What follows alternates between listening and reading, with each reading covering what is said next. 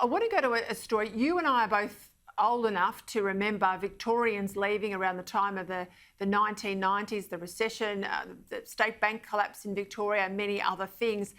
Confirmation today too, they're leaving the state in droves from now.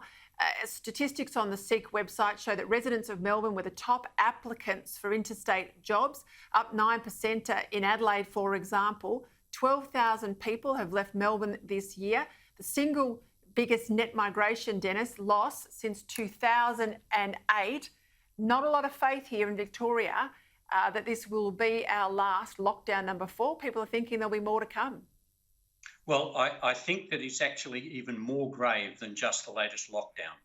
I think what we're seeing is the culmination of years of lack of application in the Victorian Health Department, in the management of the public service, in political response, and in parliamentary democracy. And I think that people are starting to say, certainly COVID is the obvious reason why they're getting out, but these people aren't getting out just for a weekend or trying to get away from a lockdown. These are people moving out of Victoria, moving out of Melbourne, and setting to get new jobs in Sydney and Adelaide and elsewhere. This is actually going to be a real fundamental change for Victoria.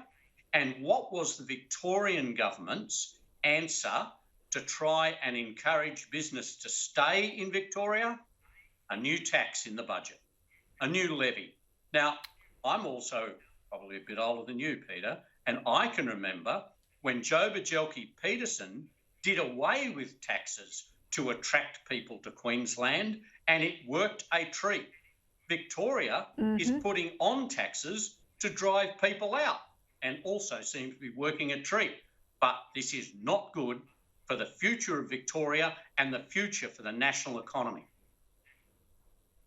You're spot on to remind me about Peterson, because if there was a smart Labor Premier, if that's not an oxymoron, if there was a smart Labor Premier or Liberal Premier out there, Marshall in South Australia, if they were out there courting Victorians to move, particularly businesses bringing jobs into the state, payroll tax exemptions, let's say, I think it would be a huge motivator.